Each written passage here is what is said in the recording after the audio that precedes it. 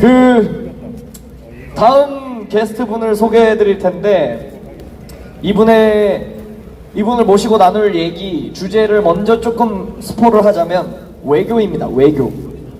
외교와 국제정세 그리고 간첩에 대한 얘기를 좀 나눌 겁니다. 여러분 이분의 노래소리를 들으실 거라고 상상도 못 하셨을 겁니다. 노래를 한번 청해 듣도록 하겠습니다. 큰 박수 부탁드립니다. 그라운드 시작이다?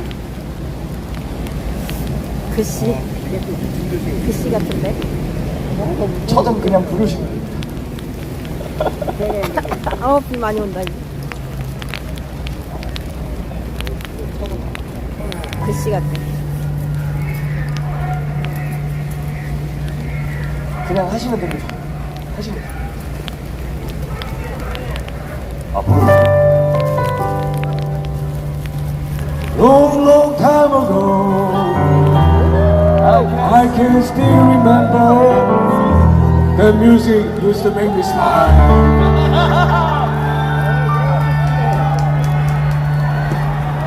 Then I knew if I had my chance that I could make those people dance, then maybe they'd be happy for a while. But February made me shiver, which every came quietly. When you saw the doorstep, I couldn't take one more step.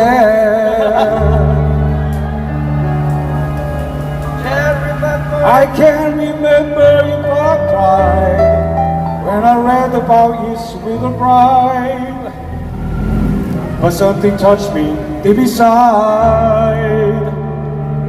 The day the music died. 개봉 선봉 1등 공신이셨던 그라운드씨 김성환 대표입니다. 큰 박수 부탁드립니다. 여러분 반갑습니다. 윤석열 대통령 하면 가장 대표적인 곡 아메리칸 파이 불러봤습니다. 죄송합니다. 음치여서 노래를 못합니다. 하지만 윤 대통령의 그 선명한 대한민국을 대표했던 당당한 모습은 기억하시죠? 기업 1주년 맞아서 윤석열 한번 외치겠습니다. 윤석열! 윤석열! 윤석열! 윤석열! 윤석열! 윤석열! 자, 좋습니다. 여러분, 탄핵은 사기입니다. 맞습니다. 탄핵은 무효다. 그런 의미에서 2022년에도 2023년에도 2024년에도 올해 2025년에도 내년 2026년에도 2027년에도 우리의 대통령은 윤석열 대통령입니다. 6.25 전쟁 때 이승만 대통령이 최전선에서 싸웠던 것처럼 지금도 윤석열 대통령은 대통령직을 갖고 재판에서 싸우고 있는 거예요. 맞습니다. 여러분 오늘 모여주셔서 감사합니다. 오늘 우리 심재용 군과 함께 대담 나누면서 우리가 1년을 어떻게 지냈는지 앞으로 어떻게 싸울 건지 얘기를 좀 해보도록 하겠습니다. 예, 박수 한번 부탁드립니다. 감사합니다. 예, 그라운드씨 채널은 사실 제가 개엄 전에 구독했던 5손가락 안에 드는 정치 채널이었습니다. 제가 정치 채널 구독한 게 5개가 채 안 됐었는데 유일하게 되게 자주 챙겨봤어요. 그리고 롱폼 만드시잖아요. 그래서 저는 계속 그거 틀어놓고 막 설거지하고 듣고 그랬거든요. 예, 그래서 참 감회가 새롭습니다. 지난 1년 동안 저희가 토크쇼도 한 몇 번 해봤었고 몇 번 뵀었고 참 감회가 새로운 1년이었는데 저희가 주제가 이제 계엄 전의 상황에 대해서 토파보는 시간입니다. 그래서 제가 가장 그라운드씨 영상 보면서 많이 배웠던 거는 사실 국제정세에 대한 관점과 이해였습니다. 윤석열 대통령이 대통령으로 재임하시던 동안에 외교 정책이 어떤 방향이었으며 또 어떤 기대 효과가 있었던 노선이었는지 모르시는 국민들이 아직 많으실 거라고 생각을 해가지고 이거에 대해서 좀 간략하게 설명을 해보시면 좋겠다 이런 생각이 듭니다. 네, 여러분 일단은 업적부터 좀 말씀드리겠습니다. 여러분 이재명은 내세울 게 없어요. 그러니까 그 이상한 황금 그 왕관 갖다 바치고 그런 쇼하고 있죠, 그죠? 근데 윤석열 대통령은 분명히 숫자로 말할 수 있는 업적이 있는데 그게 뭐냐면은 외교와 경제를 잘해서 2024년에 우리나라의 총 수출액이 대한민국 건국 이후에 최고치를 찍었습니다. 2024년에. 우리가 외워야 돼요. 알겠습니까? 두 번째로는 문재인이가 빚 만드는 사람 있잖아요. 빚 만드는 사람, 그죠? 빚이라는 똥을 한 바가지 싸고 왔어요, 문재인이가.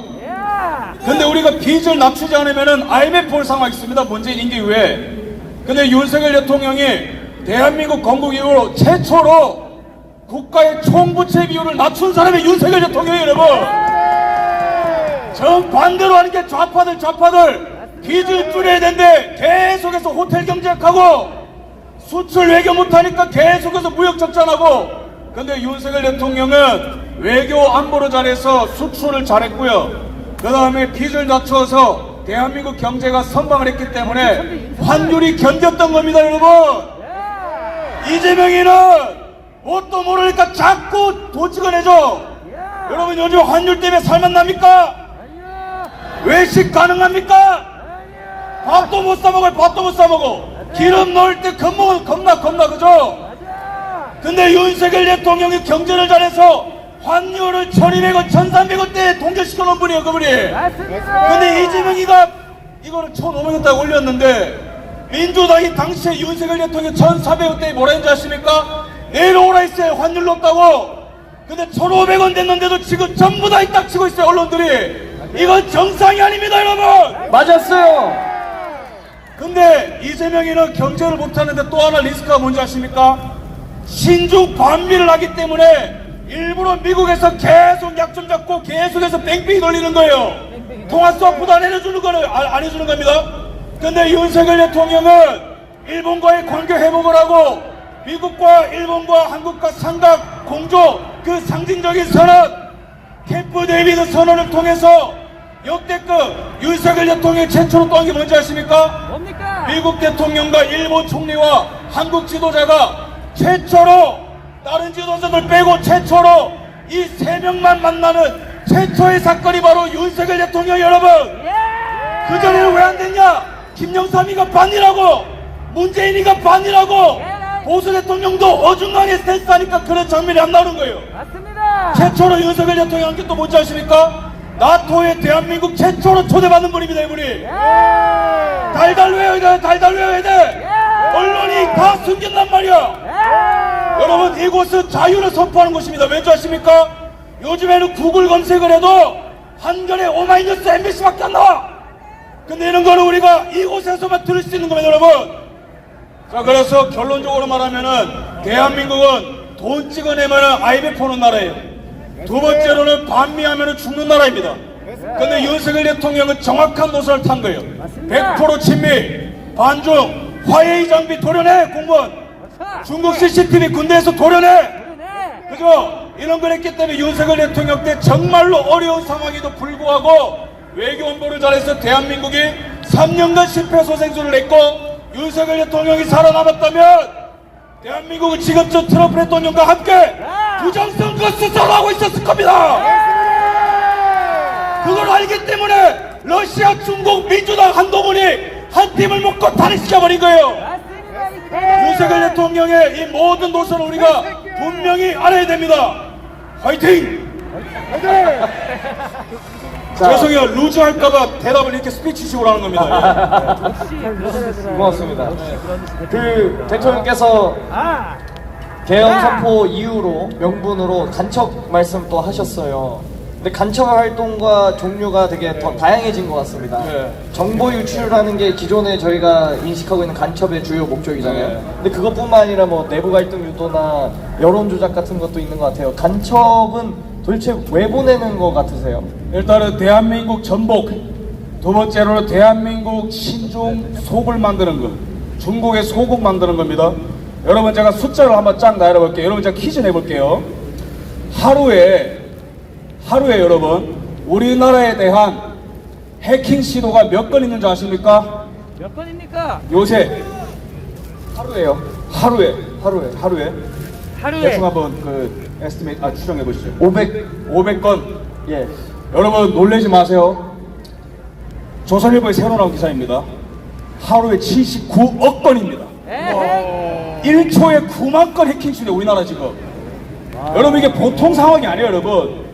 얼마 전에 이 기사 제가 통계를 보고 깜짝 놀랐는데 시의 사변. 올 초부터 지금까지 우리 개인정보 몇 건 털렸죠? 6,600만 건 털렸습니다. 조선일보가 그거를 국가 재난사태라 하더라고요. 여러분 우리가 지금 언론과 기득권 좌파 카르텔이 국가 비상 상황이 아니라고 자꾸 하거든요. 윤석열 계엄령 선포 때나 지금이나 비상사태 맞습니다, 여러분. 우리나라의 보이스피싱 90%가 중국인들이 하는 겁니다. 제주도의 마약이 모든 해변에 깔리고 있어요. 맞습니다. 포항에도 마약이 깔리고 있습니다. 맞습니다. 여러분, 그 다음에 가장 큰 비상사태가 뭔지 아십니까? 저 용산에 앉아있는 이상한 사람 있잖아요, 그죠? 예. 범죄 많이 저지른 사람. 예. 그 인간이 중국 지령받고 반중하는 사람들 탁탁 핀셋처럼 꼽아서 수사 명령하는 게 비상상황입니다, 여러분. 맞습니다. 그래서 정리하자면은 여러분 우리 중국 IP 카메라가 호텔 복도 여성들 있는 곳 대한민국 곳곳을 전부 다 감찰하고 있어요. 지금 우리 쿠팡, KT, SKT, 신한은행, 외교부, 사법부 실시간 해킹 당하고 있습니다. 지금 우리가 주고받는 핸드폰 이제는 북한이 스마트폰 자체를 해킹해서 어떤 대화를 했는지도 다 보고할 수 있어요. 나라가 지금 조용히 침몰하고 있는 거예요. 맞아요. 조용히 죽어가고 있는 거예요. 여러분 여기 여성분들 잘 들으세요. 지나가는 국민들 한번 잘 들어보시죠. 우리 지금 개인정보 많이 팔려가고 있는데 개인정보 한 건당 중국에서 얼마에 거래되는지 아십니까? 비쌀 것 같죠? 얼마냐? 1원밖에 안 해. 1원. 왜 싼 줄 아십니까? 기본 거래 단위가 몇백만 건씩 거래하기 때문에 그렇습니다. 그럼 여성분들이 왜 조심하셔야 되면 중국인들이 개인정보를 탈취할 때에 이 여성 개인정보를 왜 좋아하냐면은 맘카페에 가입할 수 있기 때문에. 아하. SBS의 보도에 나왔어요. 정확하게 그 내용이. 우리의 모든 것들이 감시당하고 있고 제2의 IMF 위기가 오고 있고 서해에는 중국이 그 군사시설을 짓고 있는데도 평안하다 하는 것들이 반국가 세력입니다, 여러분. 맞습니다. 여러분 제가 계엄령을 맞아서 제가 1년간 제 귓잔등에서 떠나지 않는 윤석열 대통령의 계엄령 선포에 대해서 핵심 문장을 여러분 읽어드리겠습니다. 예. 지금이나 그때나 달라진 게 없고 오히려 더 심화가 되고 있다는 거예요. 윤석열 대통령이 어떻게 했겠는가? 친애하는 국민 여러분, 저는 북한 공산 세력의 위협으로부터 이 자유 대한민국을 수호하고 대한민국 국민들의 자유와 행복을 약탈하는 저 파렴치한 반국가 세력을 일거에 척결하고 이거의 척결. 만국의 위기에 빠진 자유 대한민국을 수호하기 위해서 비상계엄을 선포합니다라고 했어요. 예. 여러분 그때나 지금이나 똑같은 비상 상황, 아니 더 비상입니다. 그런데 우리 국민들이 잠들어서 되겠습니까? 안 됩니다. 먹방 보고 웃을 때입니까? 안 됩니다. 어떤 방에서 게임할 때입니까? 아닙니다. 여기 나온 여러분들이야말로 자유인입니다. 맞습니다. 남이 떠먹여주는 대로 살지 않고 내가 보고 내가 판단한 대로 나라를 지키러 나온 여러분들이 한 분 한 분이 자유인입니다. 맞습니다. 위기를 알아본 선각자들입니다. 맞습니다. 여러분들이 역사책에 기록될 것입니다. 맞습니다. 예. 정신 감사합니다. 화이팅! 그 간첩들이 되게 많이 우리를 노리고 있는데 특히나 윤 대통령도 말씀하셨고 그라운 씨도 말씀하시는 게 중국 간첩입니다. 중국이 왜 북괴는 뭐 이해할 수 있어요. 그들은 우리의 주적이니까. 중공이 왜 우리한테 무슨 억하심정이 있어서 간첩을 보내고 대한민국의 자유와 주권과 인권을 침해하려고 하는지 이것을 사실 저는 국제정치 그 해설 영상 있잖아요. 개엄 전에 쓰셨던 거. 미중 패권 갈등을 중점적인 요소로 설명을 해주시면 정말 이해가 많이 될 것 같아요. 그리고 한번 네, 좋습니다. 부탁드립니다. 감사합니다. 일단은 좀 이렇게 구체적인 사례부터 말씀드리겠습니다. 우리를 어떻게 교란하고 있는가? 이럴 때 우리 심재용 그 대변인이 속한 자유대학도 최근에 난리가 났었죠. 중국인들 댓글 조작으로. 무슨 사건이죠? 자유대학 입학 사건이죠. 그죠? 자유대학 쓰레기 대학이. 자유대학 교수들 퀄리티 낮아. 자유대학 학생들 머저리들. 근데 이 바보 같은 중국인들이 정말로 자유대학이 유니버시티 대학교인 줄 알았나봐요. 그죠? 자, 그 다음에 그라운드 10 사건입니다. 자, C가 중국어로는 C, 그 다음에 숫자 10이에요. 그래서 저보고 그라운드 10 뇌가 없다, 그라운드 10 구구다 이런 겁니다. 그 외에 뭐 센스도 없는 사건들, 뭐 이재명을 막 찬양하는 댓글들이 최근에 가짜 댓글도 알려졌는데 중국이 왜 이러는가? 한국한테. 중국한테 가장 중요한 거는 바다입니다. 바다로 나와야 돼요. 바다가 막히면 중국 죽어. 역사를 보면은 간단하게 말하면은. 그래서 한국과 대만을 잇는 라인이 제일 일본해선입니다. 일본과 그 다음에 밑에 필리핀을 잇는 게 이도련선입니다.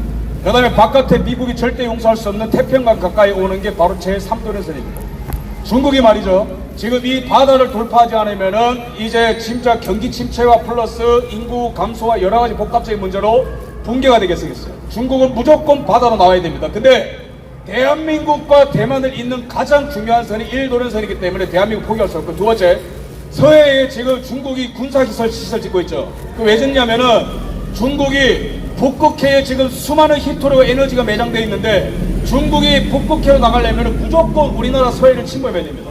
그렇기 때문에 대한민국을 놔둘 수가 없어요. 그죠? 그 다음에 주한미군이 있습니다. 그 다음에 사드 기지가 있습니다. 그 다음에 뭐 온갖 지금 이 반중을 하는 시민들까지 있습니다.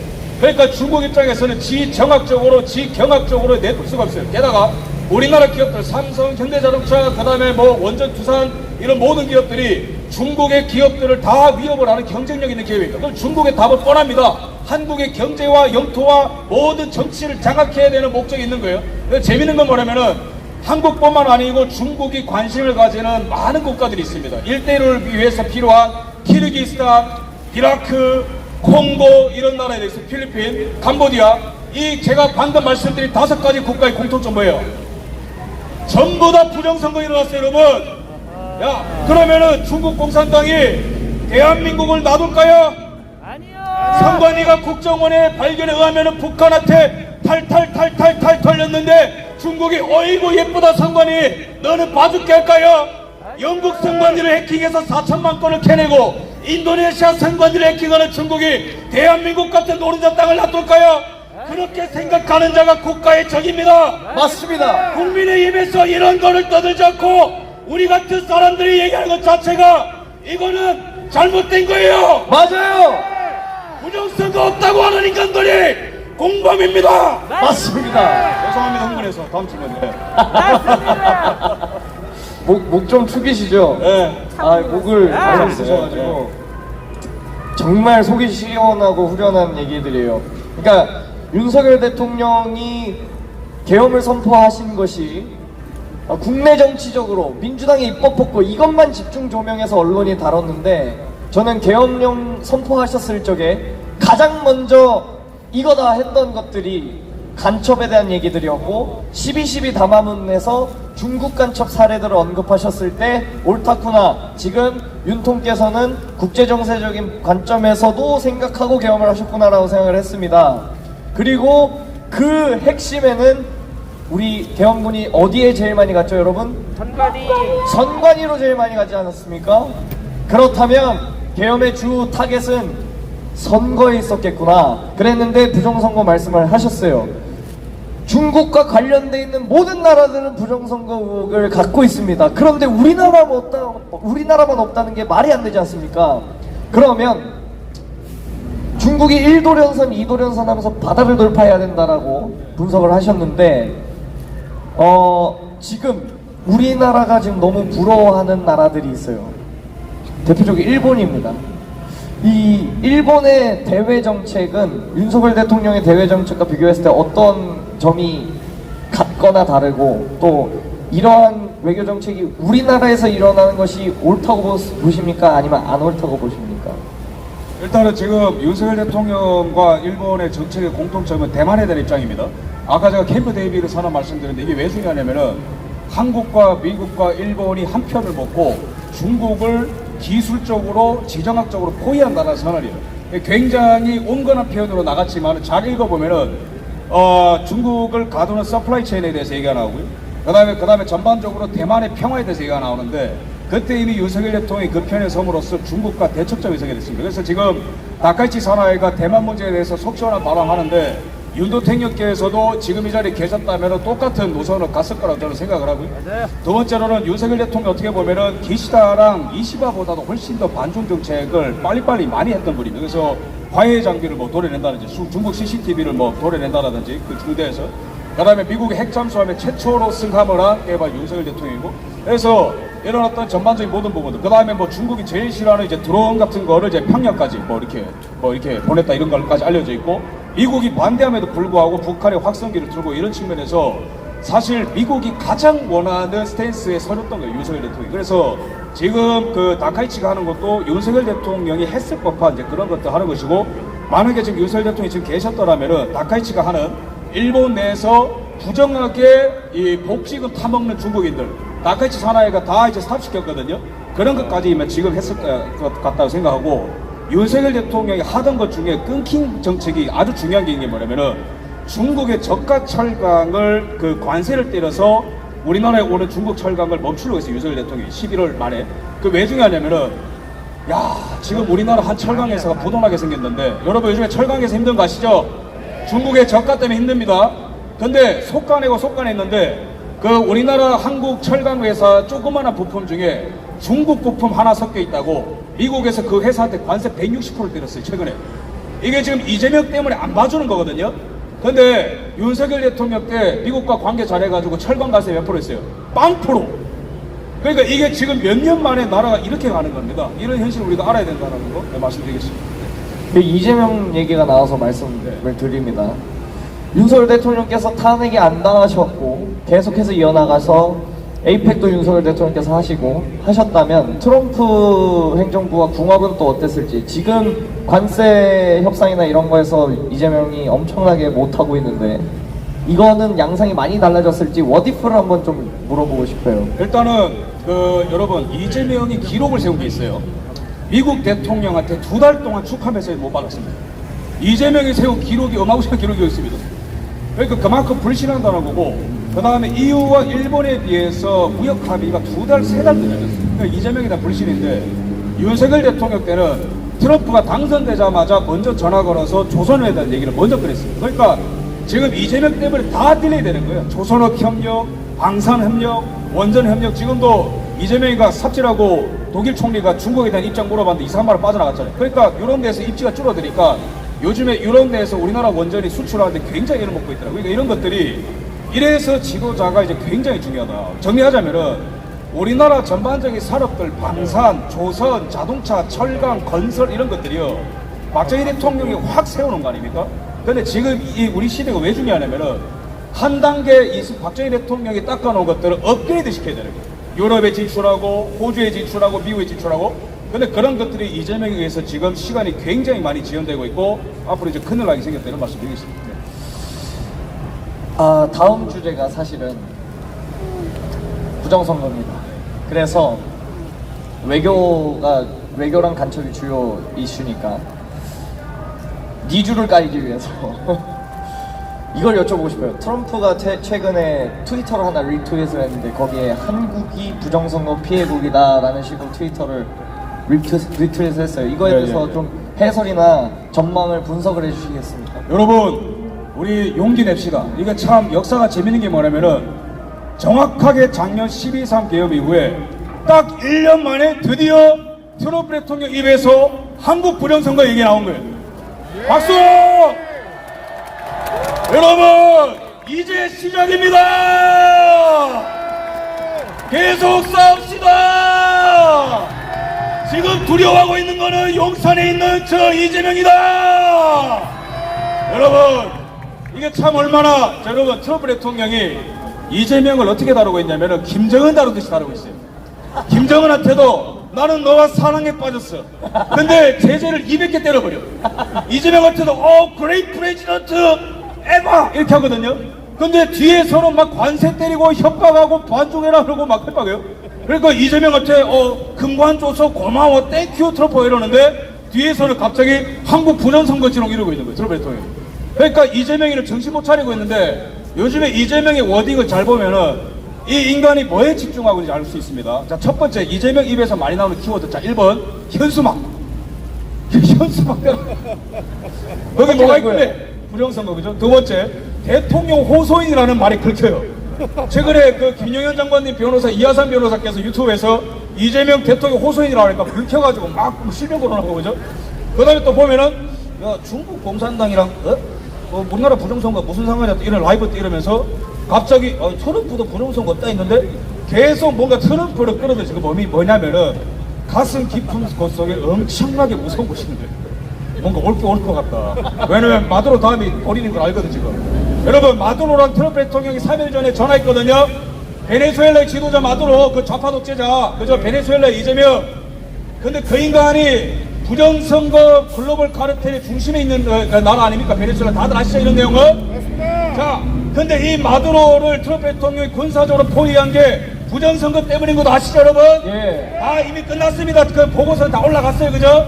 그러면 트럼프 대통령이 마두로한테 전화 걸어가지고 야 두로야 살려줄 테니까 미국으로 건너와라 과로하고 관타나모에 가자 그런 뜻이에요. 근데 마두로가 뭐라 대답했냐면은 트럼프 대통령님 10조 줄 테니까 살려주세요 이랬대요 마두로가.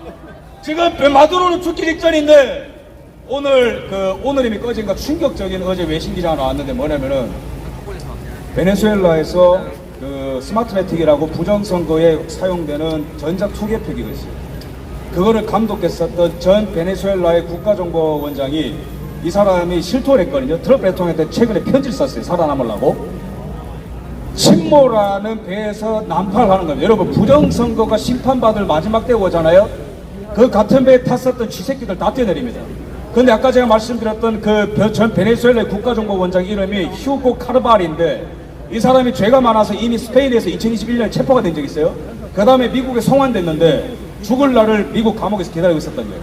그런데 얘가 TV를 보더니 마두로를 포위해서 트럼프 대통령이 지금 죽이려고 그러는 거예요. 그러니까 본인은 살아남아야 되니까 트럼프 대통령한테 편지를 썼어요. 트럼프 대통령님 스마트 매틱이 부정선거에 사용되는 거는 팩트입니다. 이실 찍고요. 그러면 이게 거의 다 된 거예요. 그러니까 지금 여러분 보시면은 지금 우리가 단편적으로 딱 지금 대한민국 정치 상황을 보면은 이재명이 지배하고 있는 것 같겠지만은 그 밑바닥 이재명을 지탱하는 정당성은 완전히 깨지기 직전의 유리조각입니다. 끝까지 우리가 버티고 싸우면은 이긴다! 이긴다! 이긴다! 이긴다! 싸우자! 뭉치자! 여러분 우리가 뭉치는 게 왜 중요하냐면 이 말씀만 드리고 내려가겠습니다. 이재명 사형 맞습니다. 애국 독재 화이팅! 이만큼 우리 편이 많아요. 여러분 우리가 대세입니다. 왠지 아세요? 요즘에 저한테 연예인들이 연락 많이 와요. 왠지 아십니까? 그때는 몰랐다 이런 얘기예요 지금. 이재명 하는 거 보고 너무 놀래서 어떻게 돌아가는 겁니까? 저한테 다 연락이 와요. 사람들이 지금 사이에서 말을 안 하지만은 나 흥분해서 못 참겠다. 사람들이 지금 사이에서 말을 못하지만은 이재명 저거 끌어내리지 않으면은 안 되겠다라고 생각하는 사람들이 계속 증가 중입니다. 우리가 뭉치는 게 왜 중요하냐? 우리가 뭉쳤더니 트럼프 대통령이 언급했어요. 그죠? 우리가 뭉쳤더니 당대표가 우리가 원하는 사람이 됩니다. 그죠? 우리가 뭉쳤더니 이재명이가 국정 운영을 안 하고 현수막만 쳐다보고 있어요. 그죠? 그만큼 긴장은 나는 거예요. 여러분 외칩시다. 우리가 대세다 한번 합시다. 우리가 대세다. 우리가 대세다. 우리가 대세다. 우리가 대세다. 싸우자. 이기자. 감사합니다. 또 뵙겠습니다. 감사합니다. 그라운드씨 김성환 대표였습니다. 큰 박수 부탁드립니다. 그라운드 C. 자.